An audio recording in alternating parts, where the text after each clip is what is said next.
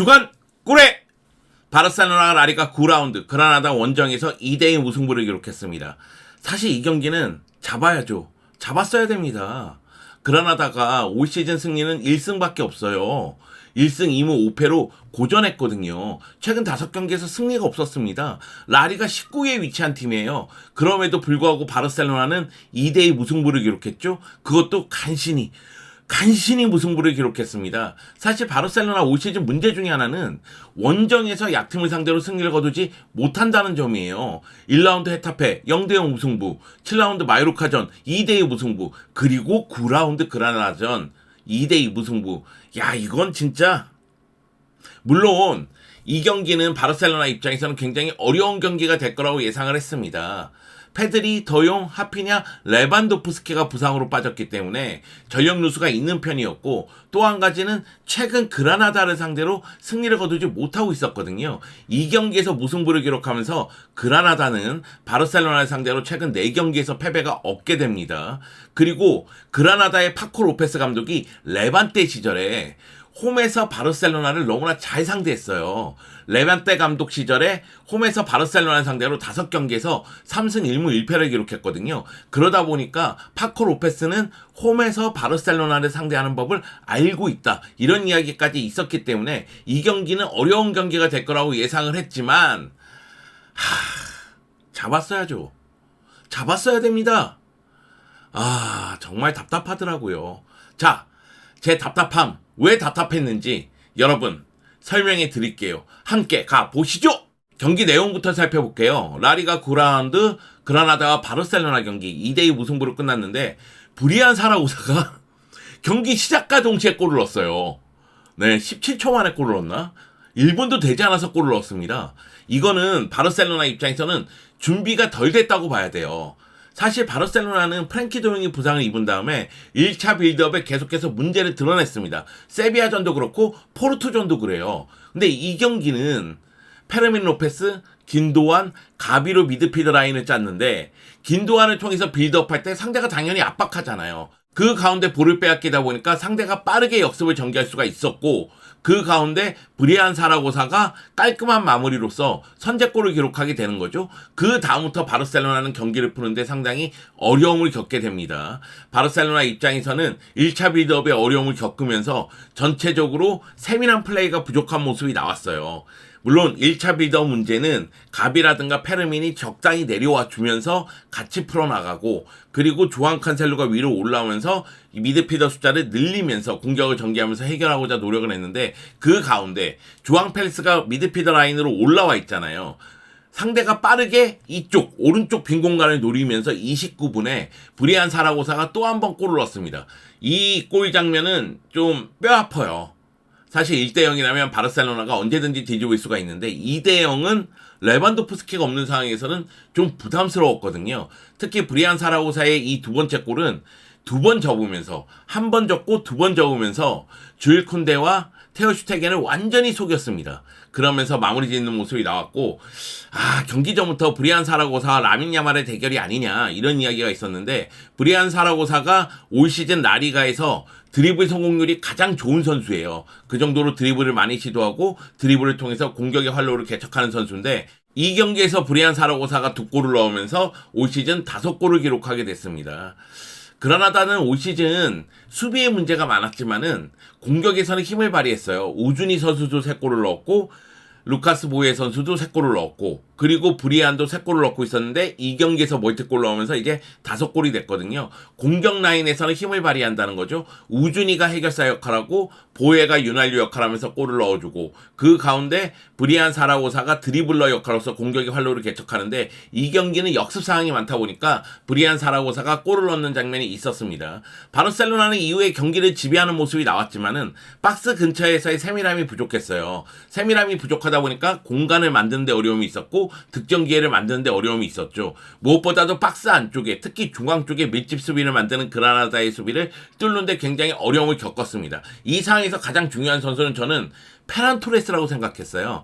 페란 토레스가 뒷공간으로 들어가는 움직임뿐만이 아니라 밑으로 좀 내려와주면서 연결해주고 들어가기를 원했거든요. 결국 이제 페란 토레스가 들어갈 땐 들어가주고 나와서 연결해줄 땐 확실하게 연결해주고 그런 플레이가 필요했는데 그런 플레이가 좀 부족했다는 거죠. 그 가운데 주앙 펠리스가 중앙 쪽으로 들어가면서 중앙 쪽에서 무언가 만들고자 노력을 했지만 쉽지 않았습니다. 결국은 주앙 펠리스가 하프 스페이스로 들어가면서 집중력을 갖고 슈팅한 것이 굴절됐고 그 가운데 라민 야말이 골을 넣으면서 전반전을 2대1로 마치게 되죠. 후반전도 경기 양상은 크게 달라지지 않았습니다. 바르셀로나가 주도권을 잡고 주구장창 공격을 전개하지만은 결정력에서 문제를 드러냈고 슈팅이 페레이라 골키퍼 정면으로 가는 경우가 너무나 많았죠. 그러다 보니까 페레이라 골키퍼가 선방하는 모습이 상당히 많았습니다. 그 가운데 세르지 로베르토가 교체 출전해서 85분에 동점골을 넣는 데 성공을 합니다. 이 골 장면 사실 그 전에 그라나다의 수비수 헤수스 바에오 선수가 쓰러지는 장면이라든가 그리고 호세 카에온 선수가 쓰러지는 장면이 있어서 이 장면이 반칙이 아닌가 그런 생각이 있었는데 이 경기의 주심 여러분이 잘 알고 있는 그리고 주간골에서 엄청나게 비판했었던 소토그라도 주심이거든요. 소토그라도 주심 기억나시죠?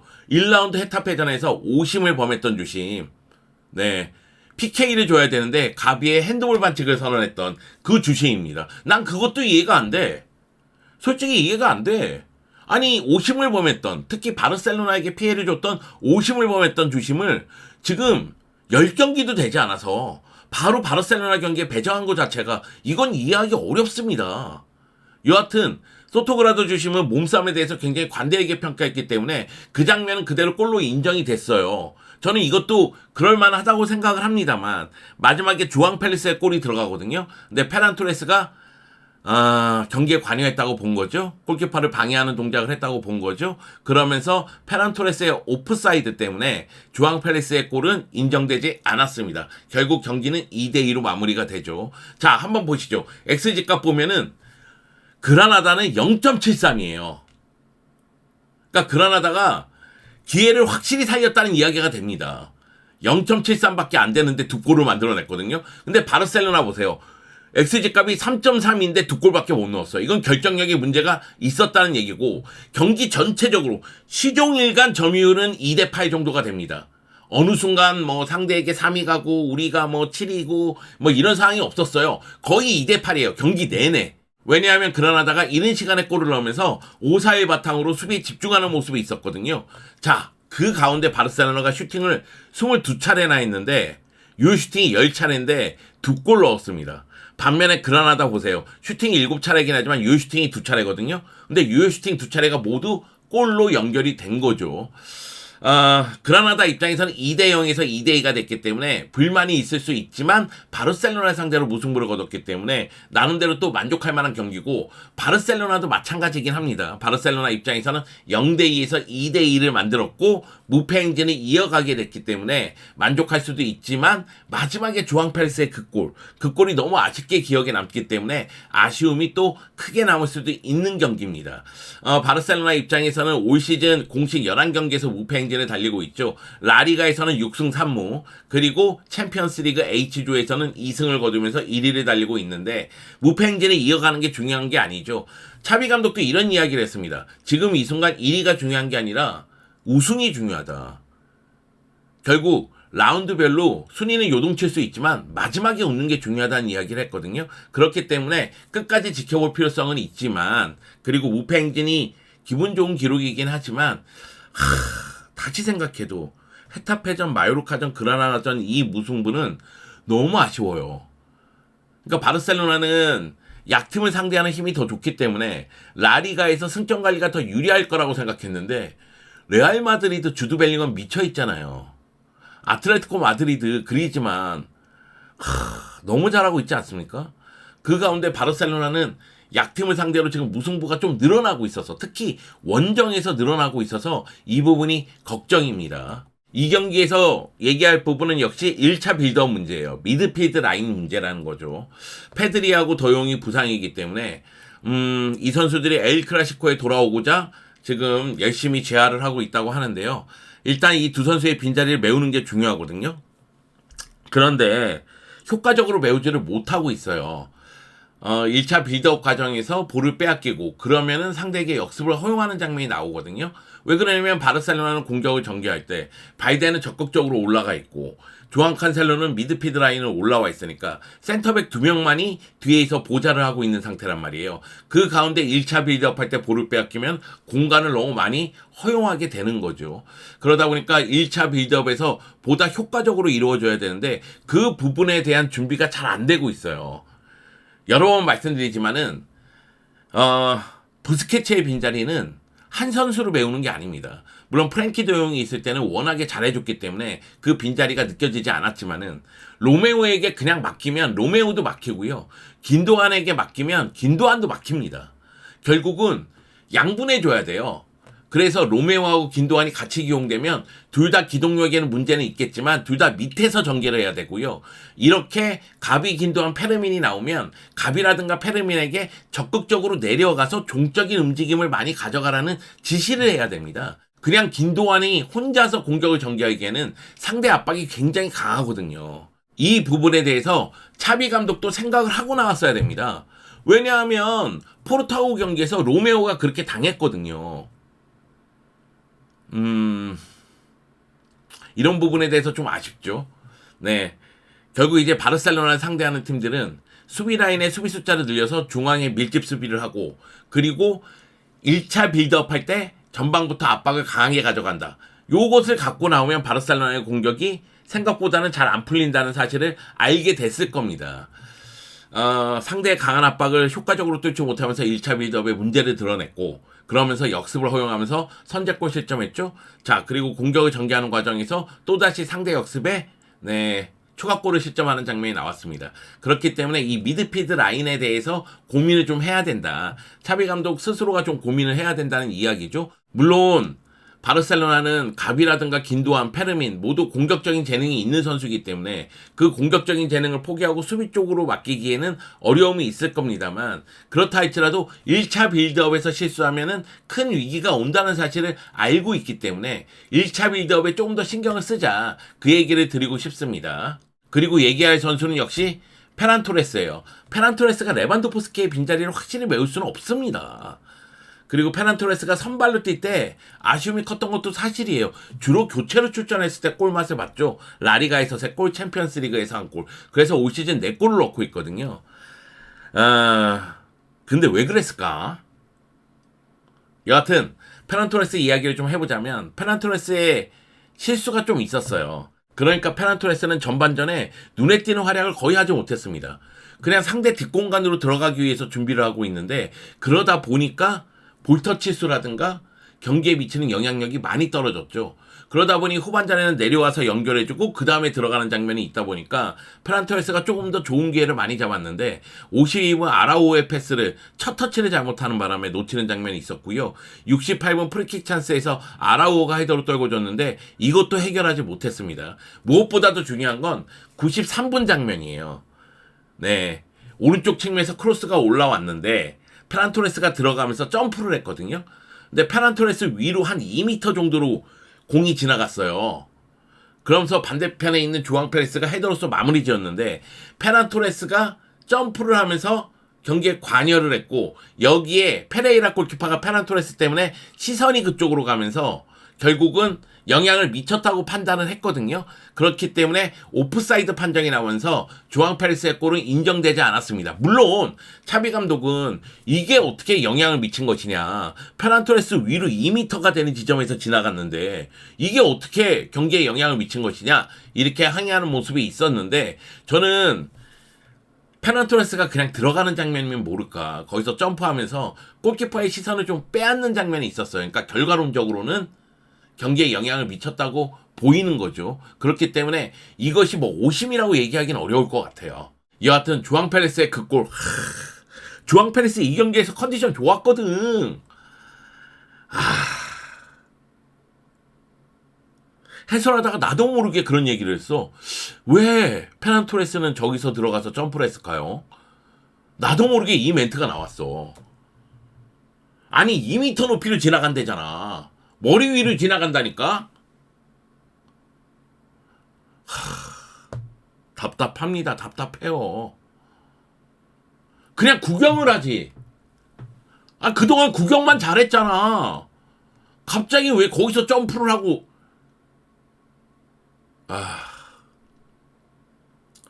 이 조앙 펠리스의 골이 들어갔다면 바르셀로나가 3대2로 승리를 거두면서 분위기를 한껏 끌어올릴 수 있었을 텐데, 여하튼 이제 페란이 거기서 이제 오프사이드 판정이 나오면서 이 경기는 2대2로 마무리가 됐습니다. 이거 고민이 돼요. 왜냐면은 지금 레반도프스키의 부상이 왼쪽 발목 타박상, 그 얘기도 있지만은 폴란드 대표팀에서 봤을 때는 무릎 관절에 약간 문제가 있는 거 아니냐, 이런 이야기가 또 나오고 있거든요. 그래서 레반도프스키가 언제 돌아올 거라고 확신할 수가 없습니다. 그냥 타박상 정도라면 A매치 끝나고 돌아오겠죠. 근데 무릎 관절 쪽에 인대 부상이라면 기간이 좀 더 오래 걸릴 수가 있어요. 지금 바르셀로나는 부상 때문에 고민이 많습니다. 엘 클라시코가 다가오고 있어요. 그 가운데 페드리, 도용, 하피냐, 레반도프스키 모두 출전 여부가 불투명하다는 이야기거든요. 여기에 이 경기에서 쿤데가 무릎 부상을 당했습니다. 큰 부상은 아니라고 하는데 여하튼 쿤데마저 부상을 당했으니까 걱정스러울 수밖에 없죠. 결국은 레반도프스키가 언제 돌아올지 모른다는 점을 고려했을 때는 페란이 정신 차리고 정신 차려, 그리고 좀 제 역할을 해줬으면 하는 바람이 있습니다. 바르셀로나가 지금 공격 라인에 부상이 많다 보니까 쓸 수 있는 자원도 많지가 않아요. 그렇기 때문에 페란이 정신 차리기를 바랄 수밖에 없습니다. 물론 많은 분들이 1월에는 빅토르 호키가 가세하지 않겠느냐. 그런데 바르셀로나의 재정 문제 때문에 과연 빅토르 호키를 선수 등록할 수 있을지 지금 미지수거든요. 그래서 빅토르 호키를 1월에 합류시킬 수 있을지 장담할 수가 없습니다. 여기에 인터 마이애미에서 정말 좋은 활약을 펼친 메시가 임대 오지 않겠느냐, 이런 이야기가 나오고 있는데 그 부분에 대해서는 지켜봐야 됩니다. 겨울에 임대 올 수 있을지 좀 지켜봐야 되기 때문에 지금 장담할 수는 없는 상황이거든요. 물론 저는 메시가 왔으면 좋겠습니다. 바르셀로나에서 뛰는 모습을 다시 한번 보고 싶고요. 바르셀로나는 현재 넘버 10이 없잖아요. 메시에게 다시 한번 넘버 10을 주는 그런 모습이 나왔으면 하는 바람이 있습니다. 물론 메시가 온다면 차비 감독 머리가 더 복잡해질 수도 있어요. 그럼에도 불구하고 바르셀로나가 챔피언스 리그에서 좋은 성적을 거두려면 지금 H조 상황을 봤을 때에는 16강은 갈 것 같거든요. 그 다음에 더 높은 곳으로 가기 위해서는 메시가 좀 가세를 해서 도와주는 게 좋지 않겠느냐, 이런 생각이 있다 보니까, 그리고 메시가 바르셀로나에서 기립박수를 받으면서 마지막 경기를 치렀으면 하는 바람이 있어서 메시가 임대 왔으면 좋겠는데 이 부분은 지켜봐야 됩니다. 결국 지금 이 순간은 레반도프스키가 없다면 페란을 믿어야 된다. 믿는 도끼의 발등을 계속 지키는데 또 페란을 믿느냐? 어쩔 수가 없다는 거죠. 페란이 정신 차려야 된다는 겁니다. 다시 한번 얘기할게요. 정신 차려, 페란! 정신 좀 차리자 진짜. 자, 축하할 일도 있습니다. 우리 라민 야말이 야말 라민 야말 나의 야말 라민 야말이 라리가 최연소 골을 기록하게 됐습니다. 조앙 펠리스의 슈팅이 수위 맞고 굴절됐을 때 라민 야말이 마무리 짓는 모습이 있었죠. 그러면서 라리가 최연소 골 기록을 새로 썼습니다. 라민 야말은 기록 파괴자예요. 스페인 대표팀에서도 최연소 골 기록을 갖게 됐는데 라리가에서도 최연소 골 기록을 갖게 됐습니다. 16세 87일의 나이에 골을 넣게 됐어요. 이전 라리가 최연소 골 기록은 말라가의 파브리스 올린가가 16세 98일의 나이에 기록한 것이고, 이전 바르셀로나 최연소 골 기록은 브라이튼 후 임대간 안수파티가 기록한 기록이죠. 16세 304일의 나이에 기록한 기록입니다. 근데 이제 이 기록들은 머리에 둘 필요성이 없어요. 왜? 라민 야말의 기록만 기억하면 됩니다. 라민 야말이 라리가 최연소 골 기록을 세웠기 때문에 이제 라민 야말을 기억하면 되는 거죠. 라민 야말이 오른쪽 측면에서 1대1 돌파를 계속하면서 득점 기회를 만들어주고자 노력을 했지만은 파코 로페스 감독이 측면 수비를 상당히 보강하고 나왔거든요. 그러다 보니까 라민 야말도 이 경기에서는 상대를 압도하는 플레이를 보여주진 못했지만 역시 오른쪽 측면에서 활기를 불어넣고자 노력하는 모습이 있었습니다. 이 경기 라민 야말이 약간 몸 상태가 좋지 못했다고 해요. 그래서 교체 아웃됐는데 라민 야말이 건강했으면 하는 바람이 있습니다. 라민 야말 아이스테루. 자, 이 경기 보면서 좀 아쉬운 거는 차비 감독에 대한 아쉬움이 커요. 물론 이제 차비 감독 입장에서도 페드리, 더용, 레반도프스키, 하피냐가 없으니까 네, 이해는 합니다. 경기가 안 풀릴 수 있죠. 그런데 다시 한번 얘기하지만 원정에서 약팀을 상대로 무승부가 많아요. 그러니까 레알 마드리드가 지난 시즌에 이런 모습이 있었거든요. 근데 레알 마드리드가 결국 우승을 하는데 실패를 했잖아요. 바르셀로나가 디펜딩 챔피언이잖아요. 그러니까 바르셀로나 입장에서도 원정에서 약팀은 확실하게 공략해야 된다. 그 이야기를 드리고 싶고, 또 한 가지는 새로 들어온 선수들이 나름대로 힘을 발휘하고 있습니다. 조앙 칸셀로, 조앙 펠릭스, 긴도안 나름대로 힘을 발휘하고는 있는데 과연 부상 선수들의 빈자리를 전술적으로 해결책을 제시하고 있느냐? 이건 또 아닌 것 같거든요. 시스템의 변화 없이 선수들만 끼워 넣는다고 해서 이게 되진 않아요. 그러니까 페드리의 자리를 다른 선수로 메우기가 쉽지 않다는 거예요. 그래서 제가 차라리 4-2-3-1이든 아니면은 시스템의 변화를 가져와서 1차 빌드업의 패턴을 좀 다양하게 만드는 게 좋지 않겠느냐, 이런 이야기를 드린 겁니다. 사실 차비 감독이 바르셀로나 지휘봉 잡고 나서 1년도 안 됐으면 이런 얘기 안 합니다. 이미 100경기를 소화했어요. 그라나다전이 차비 감독의 101번째 경기입니다. 그 점을 봤을 때는 뭔가 전술적으로 변화를 좀 줄 필요성은 있어요. 물론 저는 차비 감독의 선수 교체 타이밍이라든가 용병술이 많이 좋아졌다고 생각합니다. 세르지 로베르토 교체 출전시켰는데 골을 넣었잖아요. 그리고 저는 로메오 출전시킨 것도 효과를 봤다고 생각을 해요. 그러니까 로메오하고 김도환이 같이 들어가면서 패턴이 좀 더 다양해졌잖아요. 그런 모습이 나올 필요성이 있었거든요. 그래서 나름대로 네, 선수 교체라든가 아니면은 이 용병술에 대해서는 그래, 그럴 수 있어, 이런 생각이 드는데, 플랜 A를 짤 때 상대에 따라서 그리고 상황에 따라서 맞춤 전술을 짤 필요성이 있다는 거죠. 저는 지금 이 순간 플랜 A가 레알 마드리드, 아틀레티코 마드리드보다 바르셀로나가 더 약하다고 생각해요. 바르셀로나는 축구 철학을 갖고 있고 바르셀로나는 그 철학에 맞춰서 계속 공격적으로 임하고자 노력을 합니다. 차비 감독이 이 경기 전에 얘기했을 때 우리는 우리의 철학을 고수할 것이라는 얘기를 했어요. 그러면서 볼을 80% 가졌을 때 70% 가졌을 때보다 더 수비 쪽에서 효과를 볼 수가 있다. 공격적으로 나가는 것이 수비에도 도움이 된다는 이야기를 하긴 했거든요. 저는 그 철학에 100% 동의합니다. 그게 바르셀로나죠. 그런데 그 철학을 고수할 수 있는 플레이는 확실하게 짜여 있느냐? 그렇지 않다는 거죠. 왜냐? 지금 부상 선수가 많으니까.